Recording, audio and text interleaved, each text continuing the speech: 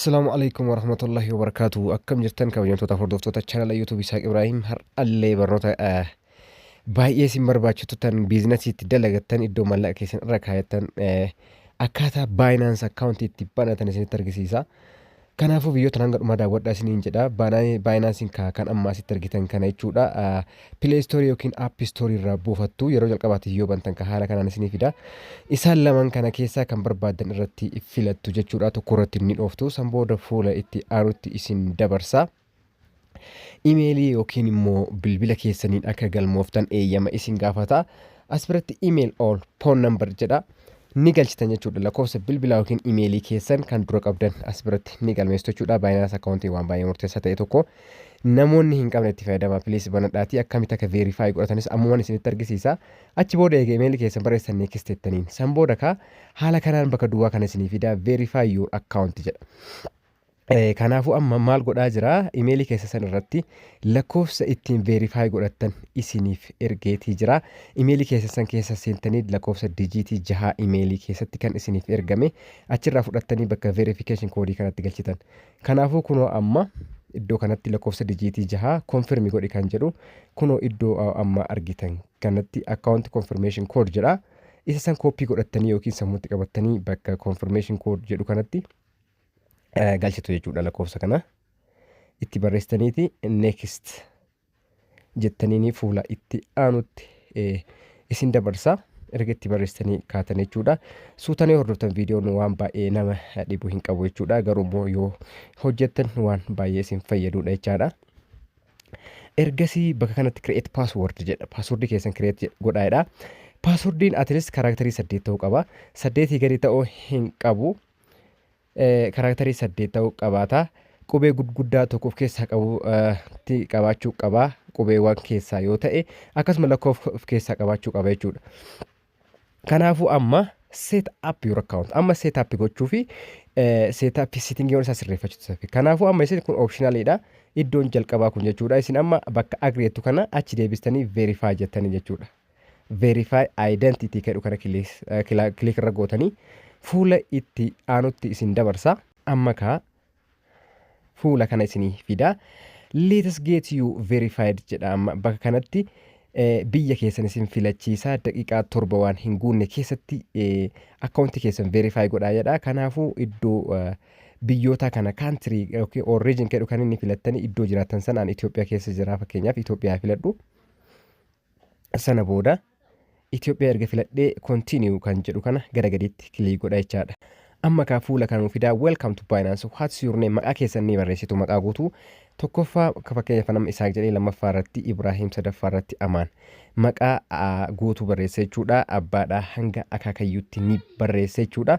San booda riijinii kanneen filataa Itoophiyaa kan jedhu irratti deeffattanii Itoophiyaa filattan jechaadha iddoo jireenya keessanii jechuudha.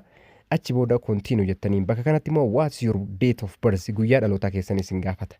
Guyyaa dhalootaa bara guyyaa fi ji'a isin gaafata jechuudha. Kanas ni guuttanii as biratti odoo hin dogongorin jechuudha. Waraqaa eenyummaa keessan irra yookiin immoo paaspoortii keessan yookiin immoo driving license keessan irra kan jiru asitti guuttanii continue jettaniin jechuudha. Erga guuttanii ofii isaati jechuudha. Bakka continue jedhu kana isinii fida. Continue jettaniin jechaadha. Amma bakka kanatti fuula itti aanutti isin dabarsa.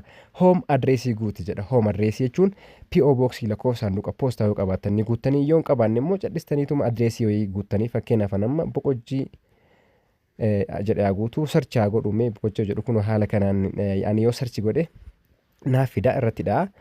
Achi booda postal code addressii 00 gootanii yeroo 4 siitii filattu. Achi booda continue jettuuni waan isin dhibu hin qabu jechuudha. Waan isin gaafatu kanneen hunda ni guuttan jechaadha. Achi booda bira dabartanii kun amma lakkoofsa saanduqa poostaa kiyya 109 jechaadha. Postal code immoo 00 dha jechaadha. Postal codeen Finfinnee qofa yoo ta'e 1000 yookiin immoo 00 dha jechuudha. Postal codeen yeroo baay'ee akkas ta'a. Siitii iddoo jiraatan sana ni guuttu jechuudha. San booda continue jettaniin. Achi booda document verification kan jedhu isinii fida. Bakka kana bakki murteessaan document verification kun jechuudha faayilii keessan kan waraqaa eenyummaa gandaa ta'uu danda'a. Waraqaa eeyyama konkolaachisummaa ta'uu danda'a. Paaspoortii ta'uu danda'a. naashinaal aayidiin jira fakkeenyaaf Oromiyaa aayidii kanneen isin anama paaspoortii qabaa paaspoortiidhaan veerifaayi godhaa isin yoo paaspoortiin qabaatiin waraqaa eenyummaa kan gandaatiin godhachuu dandeettanii as biratti document verification kan jedhu naa fidee jira achi booda continue jedhaan kan gara gadii jirtu tana jechuudha.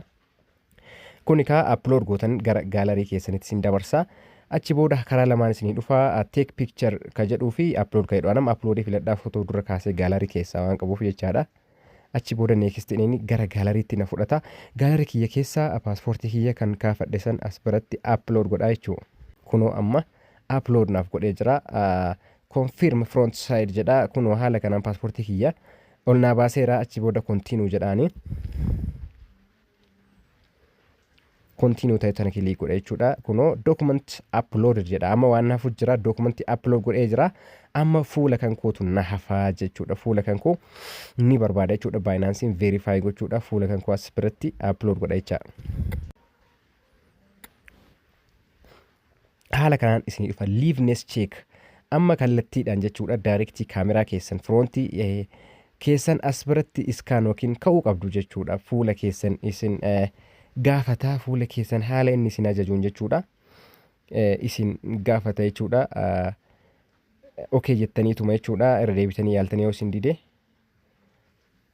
kunoo amma complete naaf ta'ee jira kan fuula kiyyaatis jechaadha. Haala kanaan fuula keessanii erga waraabdanii complete isiniif ta'a jechuudha.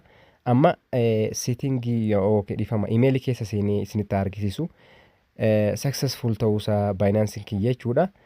Binance verification successful jedha kunoo seeraan xumurtee verify godhattee jirta waan jedhuiti as biratti kanaa fidee akkuma as biratti dubbistan jechuudha.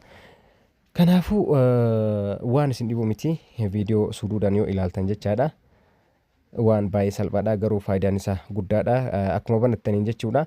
$20 USDT isiniif kenna yoo verify godhattan jechaadha achi booda. Kanaaf ka bakka kileemii kana dhuftan jechuudha hanga qarshii 100 isiniif kenna garuu calqaba irratti kun amma congratulations naan jedheera na qarshii 20 USDT jechuudha $20 naaf kenneera doolaara United States doolaara jechuudha 20 naaf kenne garuu hanga $20 isiniif kenna steepiidhaan steepiiwwan sadii yeroo calqaba $20 isiniif kenna yeroo lammata 30 yeroo itti aanu 30 haala kanaan hanga $100 isiniif kenna deema jechuudha kun sababa malee miti jechuudha yoo verify godhattan $20 isiniif kenna. Yoo hin godhatin immoo jechuudha. Kun amma as biratti akkuma argitan jechuudha. Enjoy your rewards jedha. Kun amma use this reward $20 argate kan itti fayyadami waan barbaadne godhadhu. Reward activated activate godhadhee jira amma kun $20 ani jechaadha. Kanaaf isa san waan barbaadne godhachuu danda'a jechuudha. Haala kanatti fayyadama kanarraaf jenne